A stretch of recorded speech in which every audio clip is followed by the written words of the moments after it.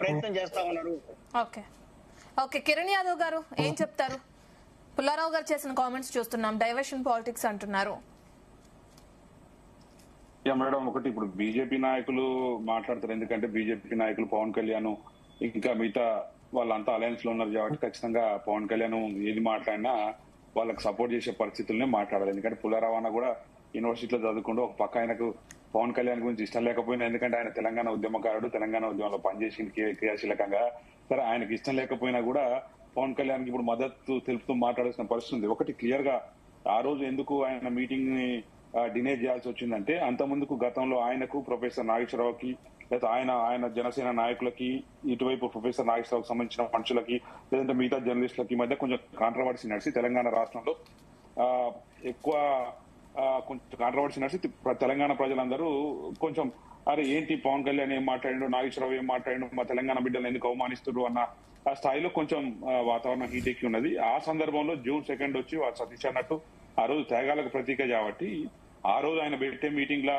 ఇది వాళ్ళు ఎందుకు ఇదంతా చేసుకోవడం, తర్వాత పెట్టుకోండి, తర్వాత ఆ రోజు మాత్రం మేము ఇష్టలేం పర్మిషన్ అన్నాడు. కోర్టుకు పోతే కూడా కోర్టు కూడా అదే చెప్పింది, ఈ తర్వాత ఎప్పుడైనా పెట్టుకోండి అన్నట్టు చెప్పింది తప్ప మేము దానికి పవన్ కళ్యాణ్ ఎప్పుడు మీటింగ్లు గతంలో చాలా సార్లు వచ్చిండు, చాలా సార్లు జనసేన మీటింగ్లు ఆయన ఇంటి దగ్గర జరిగినాయి, తర్వాత వేరే దగ్గర జరిగినాయి, ఎప్పుడు కూడా తెలంగాణ ప్రభుత్వం దాన్ని అడ్డుకోలేదు. కానీ ఆ రోజున్న పరిస్థితుల మేరకు అడ్డుకోవడం జరిగింది. ఇంకోటి ఏంటంటే గతంలో ఆంధ్రాలో కూడా ఇప్పుడు జగన్ లేకపోతే ఇంకెవరో ఎక్స్వైజెడ్ ఎవరైనా సరే పరిస్థితులు బాగలేనప్పుడు మీటింగ్లు పెడితే ఆయన కూడా చాలా సందర్భాల్లో మీటింగ్లు పెట్టి పర్మిషన్స్ అడిగినప్పుడు ఇవ్వకపోవచ్చు కూడా, ఇస్తలేరు కూడా, దాన్ని ఆయన ప్రస్తావిస్తూ అక్కడ మాట్లాడింది.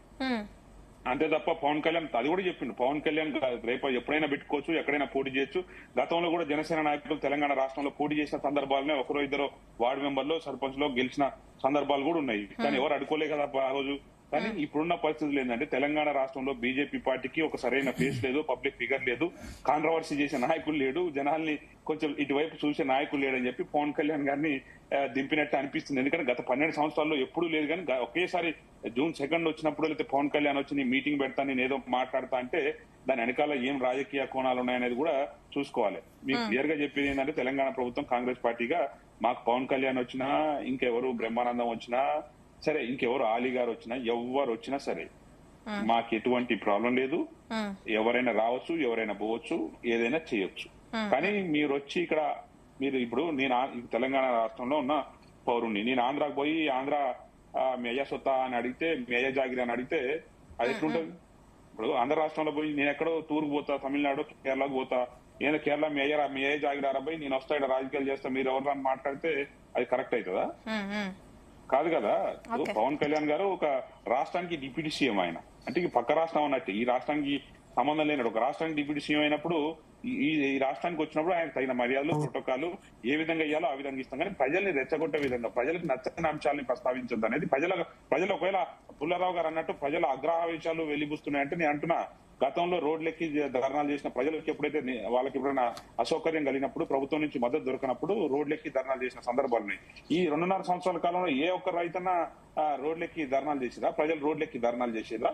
ఒకవేళ నిజంగా ప్రజల గురించి, ప్రజల కోసం మాట్లాడాలనుకుంటే ఎప్పుడైనా మాట్లాడొచ్చు, వెల్కమ్. ఆంధ్రాలో మాట్లాడచ్చు, తెలంగాణ రాష్ట్రం గురించి మాట్లాడచ్చు, ఈవెన్ ఆయన ప్రొటెస్ట్ కూడా పెట్టుకోవచ్చు, నో ప్రాబ్లం. కానీ తెలంగాణ ప్రజలను రెచ్చగొట్టేటట్టు మాట్లాడితే మాత్రం అది ఒప్పుకోరు అనేది మా ముఖ్యమంత్రి గారు మాట్లాడినా, మంత్రులు సమాధానం ఇచ్చినా, అందరు ఇచ్చినా ఒకటే సందర్భం తప్ప మీరు ఎప్పుడైనా ఏమైనా చేసుకోవచ్చు అనేది వెరీ క్లారిటీగా చెప్తా ఉన్నాం. దాని గురించి బీజేపీ నాయకులకు ఒకటే, ఇవాళ బీజేపీ నాయకులు నమ్మే పరిస్థితి లేదు. రేపు రాబోయే జీహెచ్ఎం సెలక్షన్ లో ఏదో విధంగా జనాల్ని పుల్ చేయాలి అంటే ఏదో మాట్లాడాలి, ఏదో క్రియేట్ చేయాలి, ఒక డ్రామా క్రియేట్ చేయాలని ఆయన అంటాడు. ఇంకోటి ఆడికి పోయి చెప్పిండు ఆయన, ఆంధ్రాలో నాకు రేవంత్ రెడ్డి గారు బాగా ఇష్టమైన వ్యక్తి, కేటీఆర్ బాగా దగ్గర వ్యక్తి అని. మరి ఇంకెవడి మీద కోపం ఆయనకు? తెలంగాణ ప్రజల మీద కోపం ఆయనకు? సో ఆయనకు క్లారిటీ లేదు అసలు, ఆయన ఏం మాట్లాడతారు. గతంలో చాలా సార్లు పవన్ కళ్యాణ్ ని చూసినా, ఒకసారి చెగోవేరా అంటాడు, ఇంకోసారి సనాతన ధర్మం అంటాడు, ఇంకోసారి వీరప్పన్ గురించి మాట్లాడుతాడు, నేను నక్సలైట్ల పోతా అంటాడు.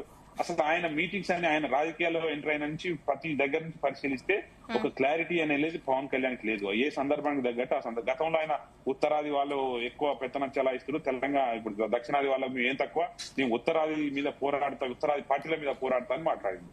మరి ఇవాళ ఏం చేసిండు? ఉత్తరాది పార్టీలకు అడిగిపోయి ఆడ భజన చేస్తుండే వాళ్ళకి.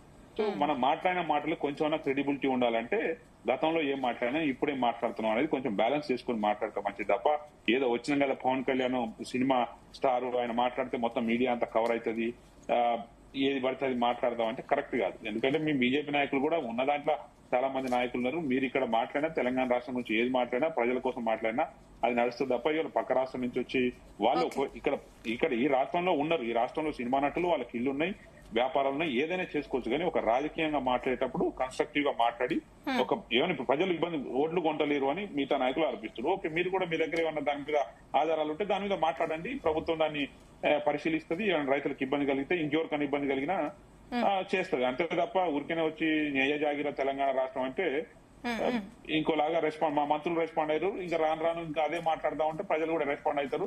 అప్పుడు మీరు తెలంగాణ సరిహద్దులు కూడా దాటి లోపల రాలేదు. అది గుర్తుపెట్టుకొని బిహేవ్ చేస్తే మంచిది. ఓకే, ఎస్ గురునాథం గారు,